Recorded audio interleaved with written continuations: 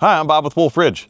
Right now I am back in my personal wood yard with a 17VS, and today for this video I'm going to show you how to install our custom-made stainless steel umbrella mount and of course the customized Wolfe Ridge umbrella. The haters will say that this is AI. So this VS has the newer style fence on it. This will still work on the older style fence machines. I'm going to take a measurement from this corner. We're going to go about 4 inches over, and then I'm going to mark where I want to put the holes.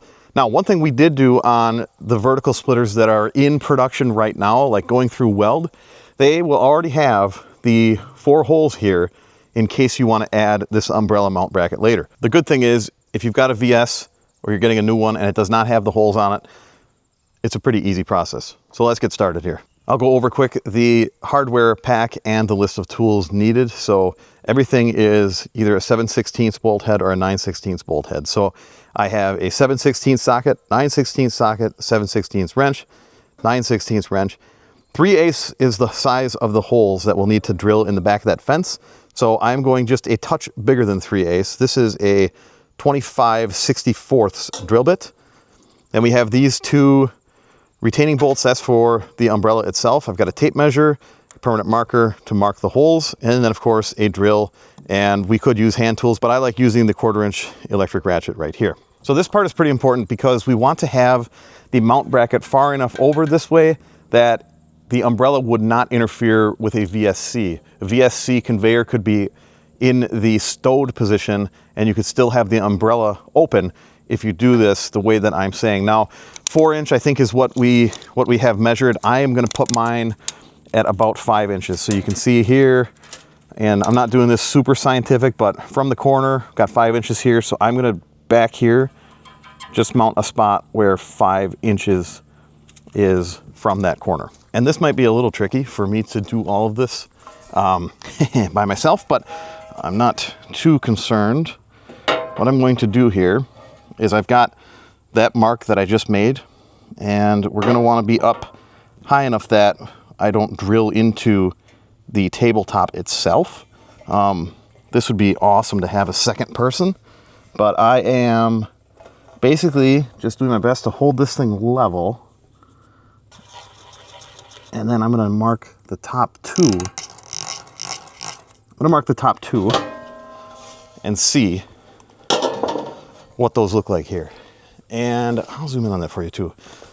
They look pretty level to me. So I'm going to take my drill now, drill out these 2 holes first, and then bolt that in, use that as a template so I can get the bottom holes drilled. So I'm going to take a smaller drill bit to try and at least make a little bit of a hole here, and then I can put that big drill bit back in place.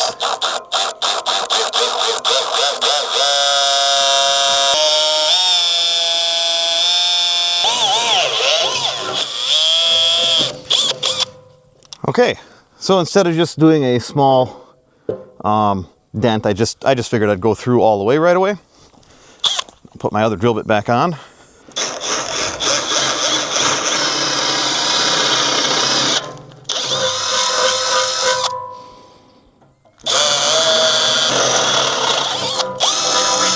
Then I kind of go back and forth here to just deburr the hole. I'm going to go through the front side on that as well.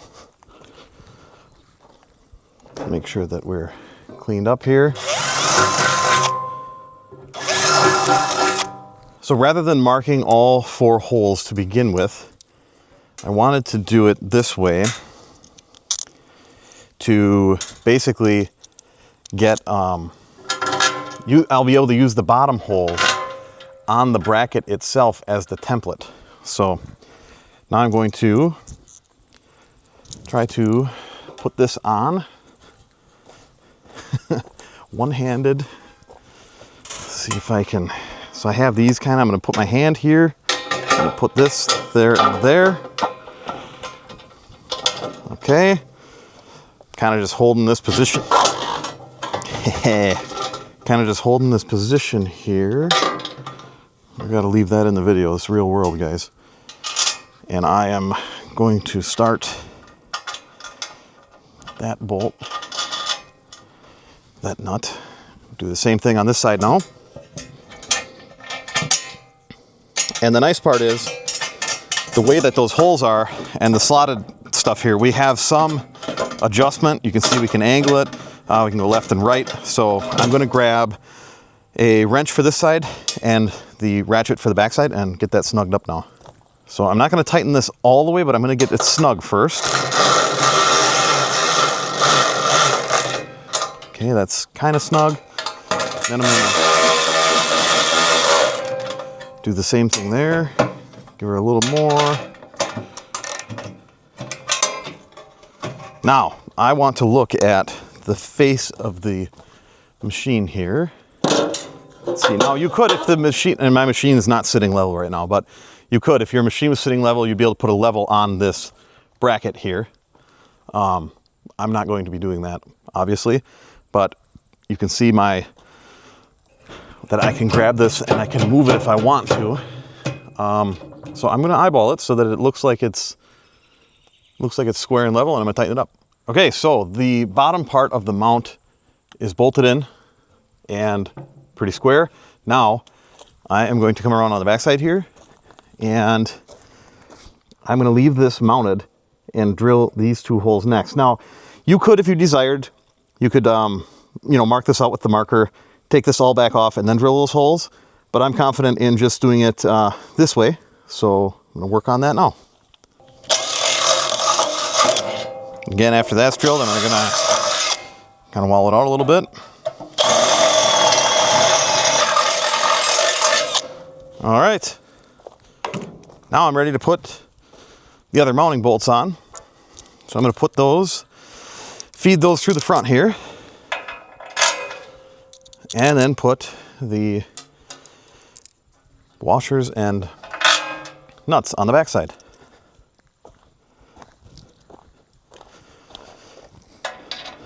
There we go.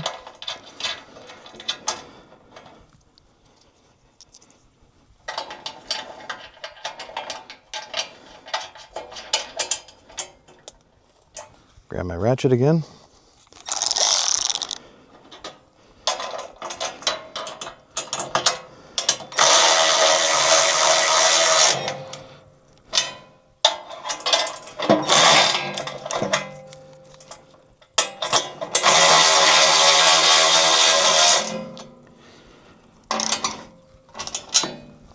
We are now attached to the fence with the lower section of that mount. And as you can see, there are multiple holes here. So if you have a 24-inch stroke VS, you would be using the top set of holes. And since I do not, I have a 20-inch stroke, we will be using the bottom set of holes. So I'll show you how that piece goes on now.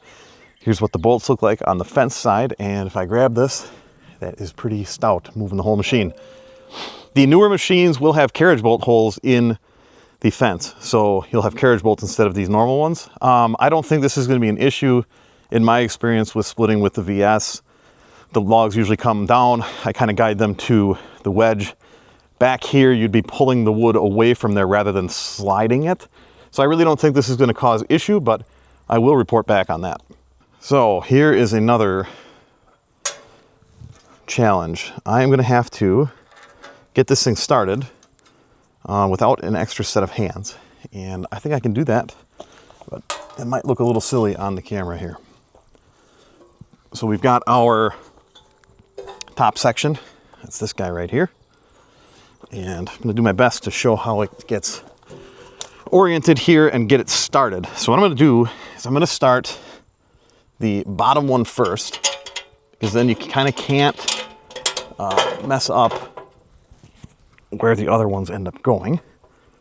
And I'm just having a little side pressure here to hold that in. And then I'm going to do this one. And I'm kind of holding that. And there we go. I got things started all by myself. So that's what it looks like now. And I'm going to start the other bolts, and then we'll get things tightened up. And basically we use a bolt, a washer, put that in there. Then I'll start washer and nut on the back side. Make sure you don't cross thread things. Then we've got one that is going to go here. And washer and nut on the back side. And then we've got kind of a hidden one in here. So you'll just have to trust that I'm doing that one. I can come around the back side and show you too once we get that started.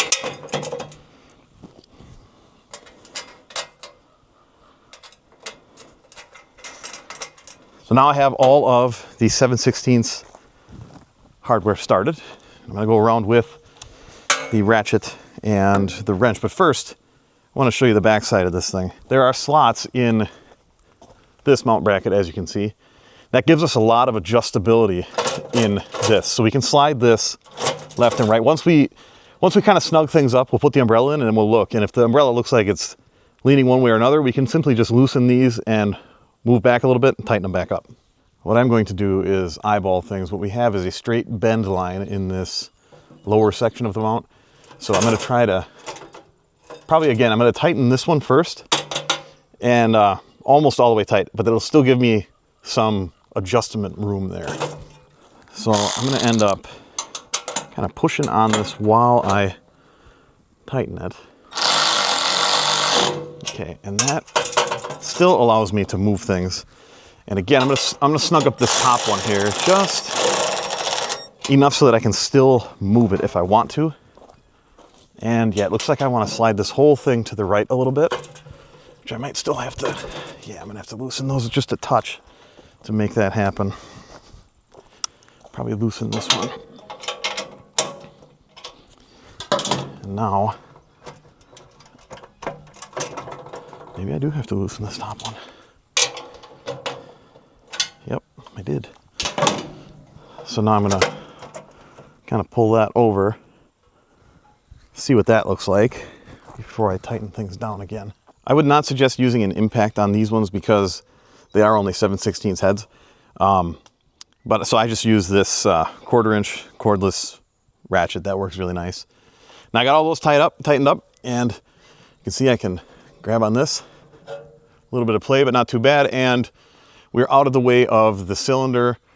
We don't have the umbrella directly on the beam, and I still have a good range of height adjustment now. Now I already had the umbrella out here because I was using it on an SHO, and the SHO still has the lower pipe in it. So I'm gonna try to use just the upper pipe from this one. I think I will just have to slide this aspect off. No big deal. And I'm gonna have to somehow set the camera down so I can get that through there. Now, something to be aware of, you will have to open the umbrella first before you put it in here. And it's not so much a challenge on the 20-inch stroke machine like I have here, but on the 24-inch, you know, it's a little higher up there. So I'm gonna get this set down in here, and then I can lower this to where I see fit, and I can kind of like that position right there. So I'm gonna bring one of these in just gently to start, and I'll bring the other one in to start, and we'll tighten her up. The umbrella has been mounted on the VS. If you get a machine ordered with the Freedom Splitter package, you will automatically get the umbrella mount and the umbrella. If you already have a VS and you want the umbrella mount, now you know how it looks, how you can install it. And again, we've got the two different mounting positions here. So if we wanted to run it on a 24-inch stroke, or if you just wanted this thing up higher, you could do that easily. There is a lot of real estate here of stainless steel, and I have an idea what I'm gonna do with this on my splitter anyway. Over the years, I've met a lot of awesome people in the firewood industry, and a lot of these people have given me stickers. Now, these would be duplicates that I got from people. The other ones I've already probably used on my office fridge or my fridge in the garage. But what I'm gonna do is new stickers that I get from people, I'm gonna put them up here, and I'm gonna make a sticker tower. Off to a good start. I got to put a few of the Wolfe Ridge stickers on there, and I'm sure that I will see some more stickers, especially as we get into the show season. But I think my goal is going to be to completely cover this whole thing with stickers and this down here. I just think that'll be something fun to do. All right, the vertical splitter umbrella mount and umbrella is mounted, and I am ready to do some splitting in the shade. Guys, we do have the umbrellas and the mount brackets in stock right now, and we just came out with the mount bracket for the HDI and the XDI as well. I don't have any coverage of that one yet, but of course I'll do a similar video showing how to get that one installed on your machine. If you'd like more information on any of our products, including pricing, tech specs, photos, videos, dealer locator, event schedule, and more, please check out the website, www.wolferidgemfg.com. You can give us a call or send us an email. I want to thank you all for watching. As always, thank you for the support. Make sure you subscribe so you don't miss out on what's next at Wolfe Ridge.